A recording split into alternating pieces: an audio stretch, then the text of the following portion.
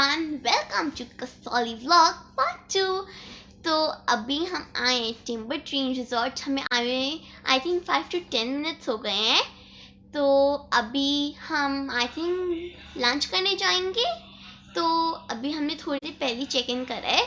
तो मैंने हमारी वीडियोस बनाई जो मैं आपके साथ शेयर कर रही हूँ।